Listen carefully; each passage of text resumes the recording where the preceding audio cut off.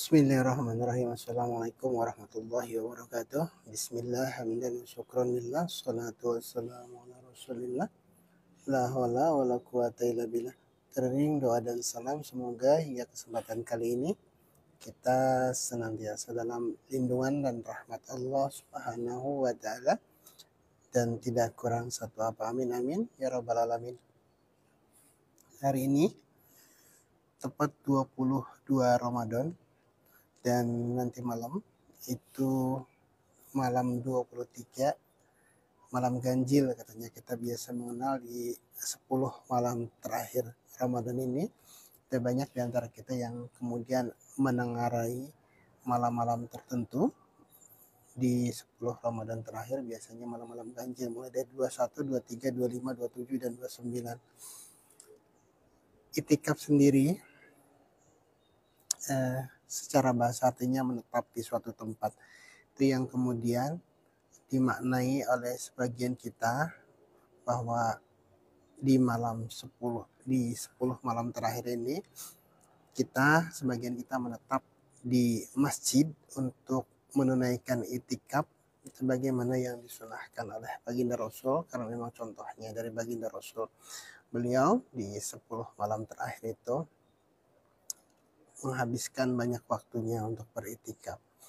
Waktu itu sih masih di Gua Hiro, tapi kemudian setelah Masjid Nabawi, kemudian beliau juga beritikaf di 10 hari terakhir di bulan Ramadan. Secara syariat memang seperti itu, dan sekarang ini banyak masjid-masjid yang menyelenggarakan itikaf bersama. Di Atin, di Istiqlal, misalkan kalau di Bekasi itu ada Ijatul Islam, dan banyak lagi masjid-masjid yang bahkan hampir setiap masjid sekarang, bukan hanya di kota, di berbagai pelosok daerah pun mengadakan kegiatan itikaf bersama.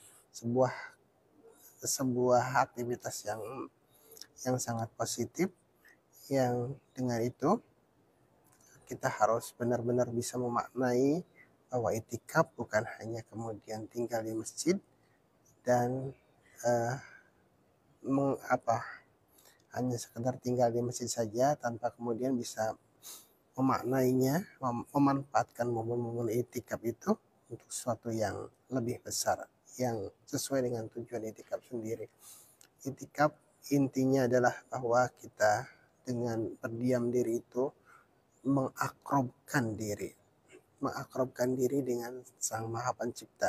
Artinya ketika kita beritikaf, kita sedikit memberikan ruang yang lebih besar untuk aktivitas batiniah kita, yang mungkin kalau di hari-hari biasa kita sibuk dengan pekerjaan kita, kegiatan kita di kantor, kegiatan kita di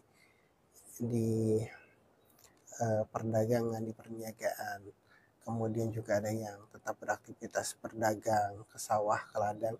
Nah, ketika kemudian kita menetap di masjid itu, seyogianya kita benar-benar bisa mengoptimalkan waktu kita untuk semata mendekatkan diri, taqarrub ilallah, mendekatkan diri kita kepada Sang Maha Pencipta kita, yaitu Allah Subhanahu wa Ta'ala. Karena kalau Allah sudah dekat itu sudah pasti. Wa huwa ma'akum aina ma kuntum. Allah itu bersama kita, bersama kalian dimanapun kalian berada. Wa huwa aqrabu min habli warid. Dia lebih dekat dari urat nadi kita. Jadi Allah memang sudah dekat, tapi kemudian kita belum bisa memaknai kedekatan kita dengan Allah itu secara akrab, secara lebih detil lagi, sehingga kemudian Allah yang maha dekat itu kita abaikan, dalam tanda kutip kita tidak menyadari bahwa Allah itu ya memang maha dekat, tapi kita belum akrab karena ya dekatnya dedekatan lah, baru tahu dalilnya bahwa Allah itu dekat, tapi kemudian kita belum benar-benar akrab dengan Allah, sehingga kedekatan itu sepertinya tidak berarti banyak bagi kita, bagi hubungan kita dengan Allah. Dengan itikaf ini, baik itu dengan tahajudnya, dengan zikirnya, dengan tadarus Qur'annya, dengan tilawahnya dan lain sebagainya, diharapkan kita dapat menjalin keakraban yang lebih baik dengan Allah. Dan momen 10 hari terakhir itu memang banyak versi, dan kita tidak harus kemudian terjebak untuk berdebat apakah harus 10 hari terakhir atau kapan, yang jelas bahwa tujuan kita memanfaatkan waktu 10 malam terakhir ini sebenarnya kalau secara lahiriah mungkin menjelang garis finish ini kita melakukan sprint, memaksimalkan daya dan upaya kita untuk menggapai kebaikan Ramadan ini dengan sebaik-baik. Saya sendiri punya pengalaman itikaf yang luar biasa sebenarnya, dan kejadiannya itu sekitar tahun 2005. Saya diajak teman untuk itikaf di Atin di Jakarta, dan ketika itu kondisi saya memang sedang tidak baik-baik saja. Jadi karena saya banyak waktu luang di rumah, hanya diajak teman untuk itikaf.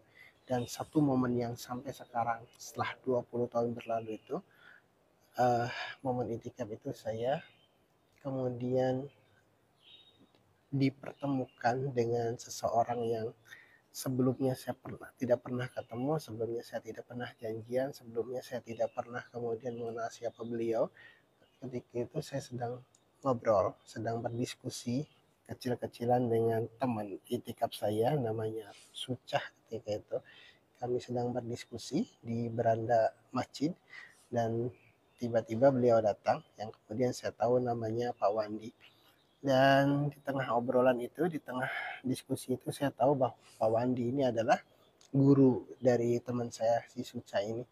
Kemudian beliau bertanya kepada saya, "Kenapa Mas? Kok kelihatannya suram banget mukanya? Lagi ada masalah ya?" Beliau bertanya seperti itu kepada saya. Kemudian saya bilang, "Iya Pak, saya lagi ada sedikit yang mengganjal." Kemudian beliau nanya lagi, "Bisa ngaji nggak?" Ya, saya bilang sedikit-sedikit saya bisa Pak. "Kamu ambil wudhu dan ambil Quran."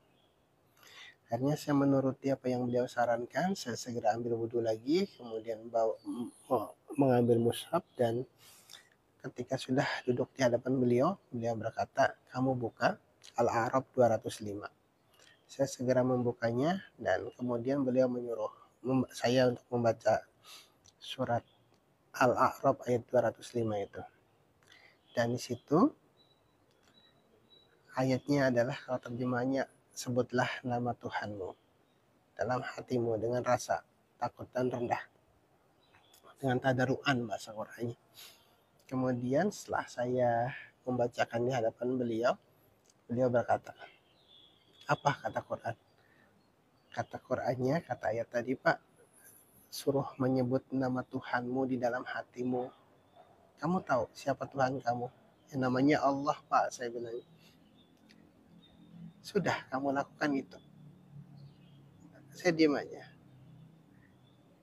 Saya menggeleng, kemudian beliau, "Itu adalah petunjuk bagi kamu untuk menjawab apa yang sedang kamu pertanyakan sekarang. Sebutlah nama Tuhanmu, sebutlah Allah di dalam hatimu dengan perasaan tadaruan tadi." Gitu. "Kenapa? Masih ragu?" Dia bilang begitu. "Hanya begitu saja Pak," saya bilang. "Loh, emang kenapa?" "Sekarang Mas," kata beliau, "yang jadi masalah kenapa sampai sekarang ini tidak punya atau belum mendapatkan pekerjaan, itu bukan karena sampean kurang pintar. Sampean pintar. Bukan sampean tidak punya ijazah. Ijazah sampean hebat. Pengalaman banyak. Kemudian juga relasi kiri kanan sampean punya. Lalu kenapa kalau sampean sehingga saat ini sepertinya susah untuk mencari pekerjaan?" Saya diam. Saya juga nggak ngerti Pak. Kemarin saya udah dapat interview segala macam, tapi ternyata tidak ada kelanjutannya. Yaitu masalahnya tuh bukan karena kamu kurang pintar, masalahnya bukan karena kamu kurang ijazah, masalahnya bukan karena kamu kurang pengalaman, masalahnya bukan karena kamu tidak punya koneksi, tapi hatimu itu yang lagi ruwet. Hatimu itu yang harus dibenahi. Hatimu itu yang sekarang sedang mencari-cari kambing hitam, mencari alibi, mencari-cari kesalahan, menimpakan kesalahan kepada faktor eksternal, faktor di luar dirimu, faktor di luar hatimu. Sekarang ikuti saya, turuti ayat itu, sebut nama Tuhanmu dalam hatimu. Bagaimana caranya Pak? kemudian beliau mencontohkan bagaimana saya harus menyebut nama Allah di dalam hati itu seperti ini. Kemudian tiba-tiba saya teringat bahwa apa yang beliau contohkan itu saya sudah dapatkan, saya sudah pernah diijazah oleh guru saya. Oh, kalau itu saya sudah diijazah Pak oleh guru. Ya bukan salah guru kamu, kamu yang salah. Kenapa kamu nggak amalkan? Apa yang guru kamu ijazahkan itu adalah sesuatu yang luar biasa. Sekarang kembali amalkan apa yang guru kamu ajarkan itu. Kamu gak usah ngelamar, gak usah keluar rumah, gak usah cari-cari siapapun. Sekarang kamu diam saja di rumah, benahi hati kamu, percaya saya. Akhirnya sebelum akhir Ramadan saya sudah pulang, sekitar tanggal 28 atau 27 atau 28 saya sudah dijemput oleh mertua saya. Kemudian saya pulang dan sejak hari itu dan sampai dengan pasca lebaran saya tidak kemana-mana, saya tidak melamar atau mengirim lamaran kemanapun.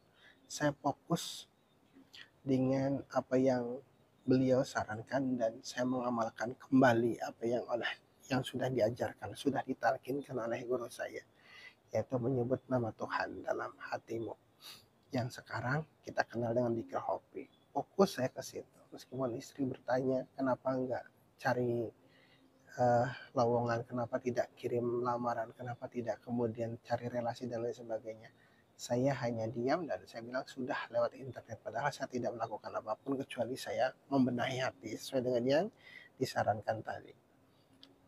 Tidak lama setelah itu, 1 bulan lah, saya benar-benar fokus untuk membenahi hati saya.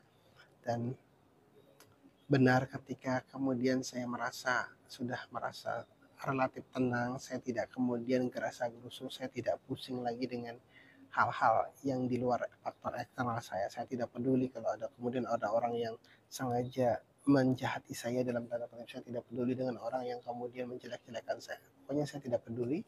Yang penting yang saya pedulikan adalah bagaimana kondisi hati saya. Dan setelah itu benar saja. Janji Allah memang benar, bahwa setelah hati kita tenang, hati kitanya yakin, hati kitanya kemudian benar-benar bersandar kepada sang pemiliknya. Saya ditelepon oleh mantan manajer saya untuk kemudian beliau menginformasikan ada lowongan di satu perusahaan, dan setelah itu saya dengan mudahnya bisa bekerja, diterima di perusahaan tersebut tanpa kemudian bolak-balik harus repot, tidak. Dan itu luar biasa. Jadi mungkin ini saya sharing bukan untuk pamer, tapi mungkin ada teman-teman yang saat ini juga sedang tidak bekerja, sedang kemudian nganggur, sedang tidak memiliki penghasilan, pokoknya sedang gabut lah bahasa anak sekarang. Saya sarankan, saya ajak untuk melakukan hal yang sama, bahwa apa yang terjadi pada diri kita, baik itu sempit, baik itu lapang, baik itu baik, baik itu kemudian sedang tidak baik-baik saja, itu sumbernya adalah dari dalam hati kita, bukan karena orang lain. Bukan karena orang lain kemudian kan kita sering, wah ini saya dijahatin oleh orang lain, atau sedang dikerjain oleh teman sekantor atau lain. Tidak usah berpikir seperti itu. Fokus pada hati kita, benahi hati kita, sebut nama Tuhanmu, zikir hobi, zikir, sebut nama Tuhanmu. Mudah, kelihatannya mudah. Allah, Allah, Allah di dalam hati. Iya, itu tadi dahsyat, itu luar biasa dahsyat, dan itu saya sudah buktikan sendiri. Karenanya bagi teman-teman mungkin yang sedang cari-cari jawaban harus kemana, amalan apa yang harus saya dawamkan untuk mencari solusi terhadap permasalahan yang sedang dihadapi, kemudian kemana saya harus bertanya, itu jawabannya. Dan sarannya satu lagi, alangkah jauh lebih baik ketika kemudian sambil berjalan ke arah itu cari guru untuk minta diijazah, ditalkin untuk mengamalkan zikir tersebut, karena efeknya, dampaknya akan luar biasa dahsyat, akan berkali lipat kekuatannya ketika kita kemudian dibantu oleh guru kita, karena seorang guru itu akan tidak mungkin akan membiarkan muridnya, kita yang menjadi murid itu bekerja atau berusaha sendirian. Beliau pasti akan membantu kita secara lahir batin, akan mendorong kita dengan doa-doanya, dengan kemudian uh, kasih sayangnya, dengan welas asihnya, yang dengan itu zikir kita jadi powerful. Itu tadi, kalau masih ada yang nyari atau sedang mencari jawaban terhadap kenapa saya begini, kenapa saya uh, kurang uang, kenapa saya sakit-sakitan, kenapa usaha saya kemudian bangkrut, kemudian kenapa penghasilan saya segini-gini aja, jawabannya itu perbanyak, dekatkan diri kepada Allah, yaitu dengan tadi salah satunya itikaf itu. Jadi itikaf itu bukan hanya jasadnya yang stay di masjid, bukan hanya jasadnya yang kita tidak keluar dari ruangan masjid. Jadi kemarin sebelum saya tahu hal yang seperti ini, saya benar-benar tidak pernah menyentuh tanah. Selama dari tanggal 20 Ramadan sampai tanggal 28 Ramadan itu saya tidak pernah menyentuh tanah kecuali di halaman masjid, di ruangan masjid dan sekitarnya saja. Tapi sekarang setelah kesini, ternyata yang harus itikaf itu adalah pikiran kita, agar stay di hati kita.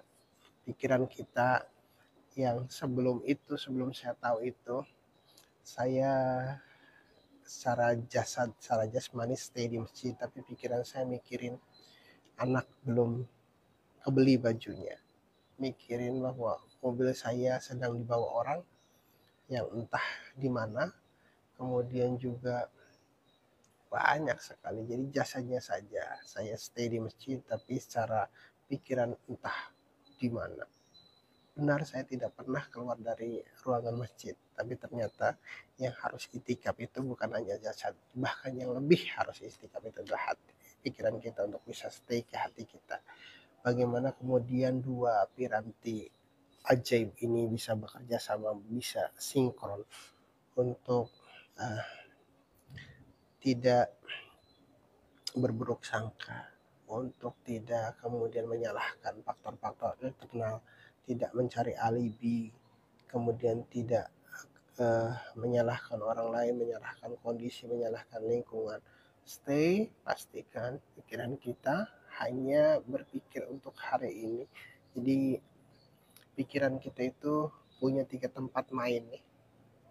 Saya ulang bahwa pikiran kita itu tempat mainnya ada 3 nih. Kalau pertama ke masa lalu, kedua ke masa depan, ketiga di masa sekarang.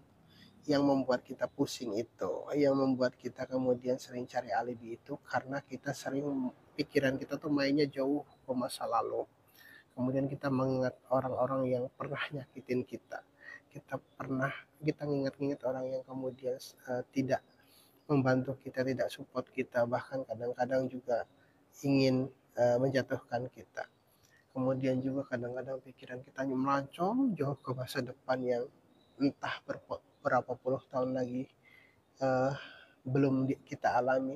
Kita takut nanti kalau bulan depan bagaimana, tahun depan bagaimana, kalau anak kita lahir nanti bagaimana, nanti sekolahnya bagaimana, nanti segala macam hal-hal yang belum terjadi sudah ditakutkan hari ini.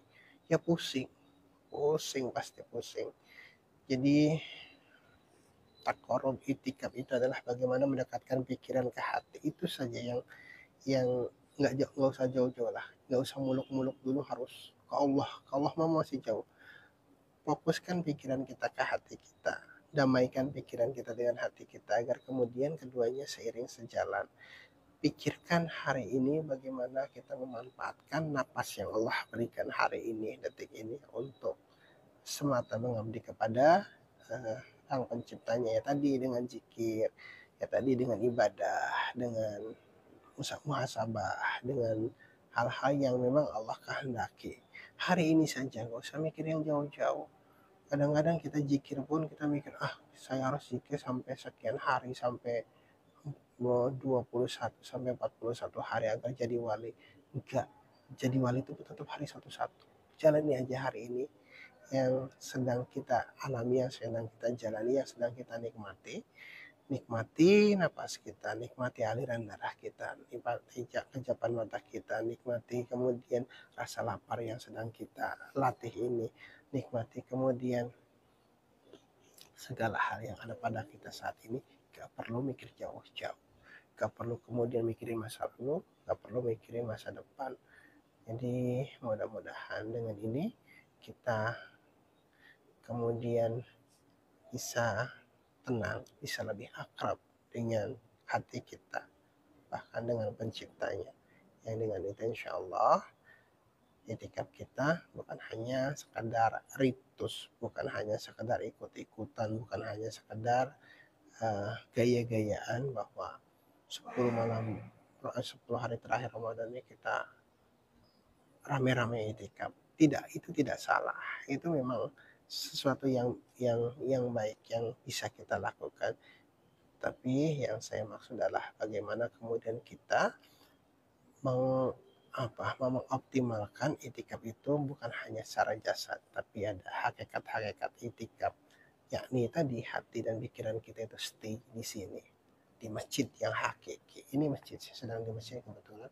Ini masjid syariat yang jasad saya ada di sini. Dan alangkah baiknya dan memang harusnya bagaimana pikiran kita itu bisa bermukim, menetap itikaf di masjid hakiki, yaitu hati kita. Mudah-mudahan nanti malam 23 silakan